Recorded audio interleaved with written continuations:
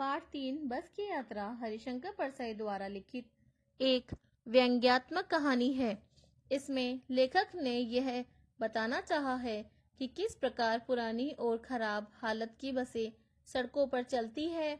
उनके मालिक केवल धन कमाना चाहते हैं। यात्रियों के जान माल की रक्षा को लेकर उन्हें कोई भी चिंता नहीं रहती है। इसी सभी को लेकर हरिशंकर परसाई ने ये एक व्यंग्य लिखा है, बस की यात्रा। तो चलिए बच्चों, हम पढ़ते हैं। हम 5 मित्रों ने तय किया कि शाम 4 बजे की बस से चले। पन्ना से इसी कंपनी की बस सतना के लिए घंटे भर बाद मिलती है, जो जबलपुर की ट्रेन मिला देती है। सुबह घर पहुंच जाएंगे। हम में से 2 को सुबह काम पर हाजिर होना था, इसलिए वापसी का यही रास्ता अपनाना जरूरी था। लोगों ने सलाह दी कि समझदार आदमी इस शाम वाली बस से सफर नहीं करते। क्या रास्ते में डाकू मिलते हैं? नहीं, बस डाकिन है। बस को देखा तो श्रद्धा उमड़ पड़ी। श्रद्धा जैसे उसके प्रति आदर उमड़ पड़ा। खूब वयोवृद्ध थी। वयोवृद्ध मतलब वह बहुत अधिक उम्र ले चुकी थी। बस सदियों के अनुभव के निशान लिए हुई थी, मतलब युगों के अनुभव के निशान लिए हुई थी। लोग इसलिए इससे सफर नहीं करना चाहते कि वृद्धावस्था में से कष्ट होगा। यह बस पूजा के योग्य थी। उस पर सवार कैसे हुआ जा सकता है? बस कंपनी के एक हिस्सेदार भी उसी बस से जा रहे थे। हमने उनसे पूछा, यह बस चलती भी है? वह बोले, चलती क्यों नहीं है जी, अभी चलेगी। हमने कहा, वही तो हम देखना चाहते हैं। अपने आप चलती है यह? हाँ जी, और कैसे चलेगी? गजब हो गया, ऐसी बस अपने आप चलती है। हम आगा पीछा करने लगे, मतलब बात को उन्होंने घुमाने लगे।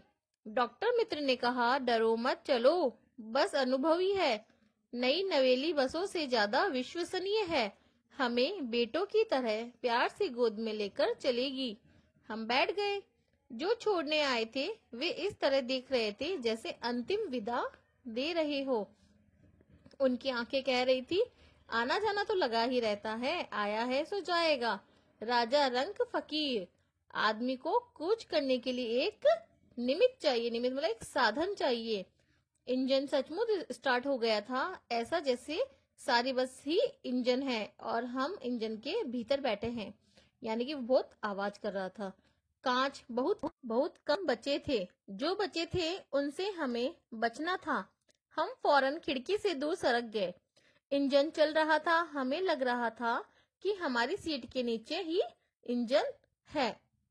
बस सचमुच चल पड़ी और हमें लगा कि ये तो गांधी जी के असहयोग और सविनय अवज्ञा आंदोलनों के वक्त अवश्य ही जवान रही होगी, यानी कि बहुत उस समय की पुराने जमाने की होगी। उसे ट्रेनिंग मिल चुकी थी। हर हिस्सा दूसरे से असहयोग कर रहा था। पूरी बस सविनय अवज्ञा आंदोलन के दौर से गुजर रही थी। सीट की बॉडी से असहयोग चल रहा था, यानी कि इतनी पुरानी थी कि कहीं कोई पार्ट्स थे उसके, तो कहीं कौन से पार्ट्स थे उनके कांच भी पूरे नहीं थे। कभी लगता सीट बॉडी को छोड़कर आगे निकल गई है, तो कभी लगता कि सीट को छोड़कर बॉडी आगे भागी जा रही है। 8-10 मील चलने पर सारे भेदभाव मिट गए। ये समझ में नहीं आता था कि सीट पर हम बैठे हैं या सीट हम पर बैठी है, मतलब कुछ भी पता नहीं चल रहा था। एकाएक बस रुक गई। मालूम हुआ कि पेट्रोल की टंकी में छेद हो गया है। ड्राइवर ने बाल्टी में पेट्रोल निकालकर उसे बगल में रखा और नली डालकर इंजन में भेजने लगा। अब मैं उम्मीद कर रहा था कि थोड़ी देर बाद बस कंपनी के हिस्सेदार इंजन को निकालकर गोद में रख लेंगे और उसे नली से पेट्रोल पिलाएंगे, जैसी माँ बच्चे के मुंह में दूध की शीशी लगाती है। बस की रफ्तार अब 15 से 20 मील हो गई थी। मुझे उसके किसी हिस्से पर भरोसा ही नहीं था। ब्रेक फेल हो सकता है, स्टीयरिंग टूट सकता है। प्रकृति के दृश्य बहुत लुभावनी थे। दोनों तरफ हरे भरे पेड़ थे जिन पर पक्षी बैठे थे। मैं हर पेड़ को अपना दुश्मन समझ रहा था। जो भी पेड़ आता डर लगता कि इससे बस टकराएगी। वह निकल जाता तो दूसरे पेड़ का इंतजार करता। झील दिखती तो सोचता कि इसमें बस गोता लगा जाएगी। एकाएक फिर बस रुक गई। ड्राइवर ने तरह तरह की तरकीबें की पर वह नहीं चली। सविनय अवज्ञा आंदोलन शुरू हो गया था। कंपनी के हिस्सेदार कह रहे थे बस तो फर्स्ट क्लास है जी, यह तो इत्तेफाक की बात है। क्षीण चांदनी में वृक्षों की छाया खींचे वह बस बड़ी दयनीय ही लग रही थी। लगता है जैसे कोई वृद्धा थक कर बैठ गई हो। वृद्धा मतलब बहुत बूढ़े लोग जो लोग होते हैं उस तरह से। हमें ग्लानि हो रही थी कि बेचारी पर कर लदकर हम चले आ रहे हैं। अगर इसका प्राणांत हो गया तो इस बियाबान में हमें इसकी अंत्येष्टि करनी पड़ेगी। बियाबान यानी कि जंगल, अंत्येष्टि यानी कि इसका दाह कर्म, कि इस जंगल में इसका दाह कर्म हमें जंगल में ही करना पड़ेगा। हिस्सेदार साहब ने इंजन खोला और कुछ सुधारा। बस आगे चली। उसकी चाल और कम हो गई थी। धीरे धीरे वृद्धा की आंखों की ज्योति जाने लगी। जिस तरह से एक बूढ़ी औरत होती है, उनकी आंखों की ज्योति चली जाती है, उसी तरह बस भी एकदम धीरे धीरे चलने लगी और उसको भी कुछ जैसे कोई दिखाई नहीं दे रहा हो। चांदनी में रास्ता टटोल कर वह रेंग रही थी। आगे या पीछे से कोई गाड़ी आती दिखती तो वह एकदम किनारे खड़ी हो जाती और कहती, निकल जाओ बेटी, अपनी तो वह उम्र ही नहीं रही है। एक पुलिया के ऊपर पहुंचे ही थे कि एक टायर फिस करके बैठ गया। वह बहुत जोर से हिलकर थम गई। अगर स्पीड में होती तो उछलकर नाले में गिर जाती। मैंने उस कंपनी के हिस्सेदार की तरफ पहली बार श्रद्धाभाव से देखा। वह टायरों की हालत जानते हैं, फिर भी जान हथेली पर लेकर इसी बस से सफर कर रहे हैं। उत्सर्ग की ऐसी भावना दुर्लभ है।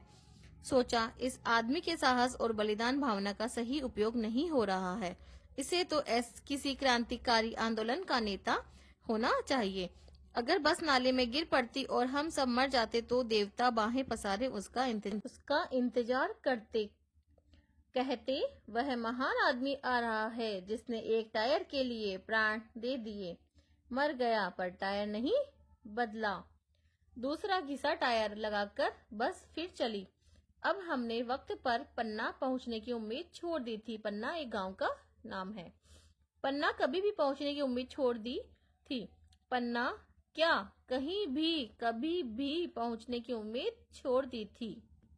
लगता था जिंदगी इसी बस में गुजारनी है और इससे ही सीधे उस लोक को प्रयाण कर जाना है। प्रयाण करना मतलब कि वहां से चले जाना। इस पृथ्वी पर उसकी कोई मंजिल नहीं है। हमारी बेताबी तनाव खत्म हो गए हैं। हम बड़े इत्मीनान से घर की तरह बैठ गए। चिंता जाती रही, हंसी मजाक चालू हो गया। ये व्यंग्य हरिशंकर परसाई ने इस बस की यात्रा में हमें इस तरह से बताया है।